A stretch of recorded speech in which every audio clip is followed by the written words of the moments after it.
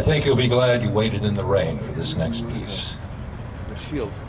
Some people say that President Lincoln wrote the Gettysburg Address on the back of an envelope, riding on the train from Washington, D.C. up to Gettysburg. Others believe that he wrote this address back in the White House on the day before making the trip. The facts of that matter are supported by the 5 surviving handwritten copies of what many people refer to as President Lincoln's best writing. The fact that one of those 5 copies is written on Executive Mansion stationery argues against the envelope theory. But since the White House copy is not dated, it could simply be an additional copy that the President wrote out at the request of a friend. Whatever you choose to believe, history tells us that President Lincoln was not intended to be the featured speaker that day. He was invited only as a courtesy and was asked to give a few appropriate remarks. It was the foremost orator of the day, Edward Everett, who was invited to be the keynote speaker. The original date selected for the dedication of the cemetery at Gettysburg had been Thursday, October 23rd. However, Everett requested a postponement to a later date, Thursday, November 19th, in order to have enough time to prepare adequately for that somber, solemn occasion. Having taken nearly 2 months to prepare, on the day of the dedication, Edward Everett droned on for 2 hours, followed by Mr. Lincoln's pitifully short address of approximately 2 minutes. The irony became most apparent the next day after the dedication, when Edward Everett himself wrote to President Lincoln, lamenting that he wished he had come as close to the central idea of the occasion in 2 hours as the President had reached in only 2 minutes. At this time, I have the honor of introducing Mr. Richard Fuchs, the composer of Gettysburg the Music, for a reading of the Gettysburg Address.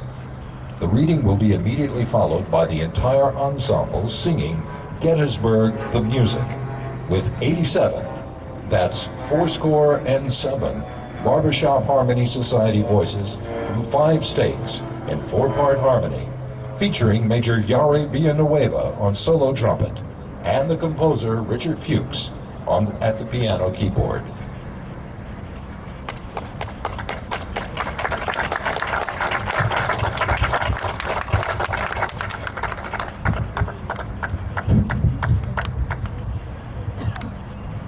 I'll have to stand on my toes. Some may think it's presumptuous of me to stand here and deliver this most famous speech from American history in celebration of President Lincoln's bicentennial. But I'm here only by default. I truly wish my collaborator, Abe Lincoln, could himself be here to deliver this speech to you today. Over the past 8 months, I have invited current and past presidents, the first family members, attorneys general, political and entertainment dignitaries, and notable people from many walks of life to accept this honor. It is only because none of the above were able to come forward that I humbly stand before you to deliver the immortal Gettysburg Address to the best of my ability. This is what Abraham Lincoln said on Thursday, November 19th, at the gravesite in Gettysburg, Pennsylvania, exactly 146 years ago today.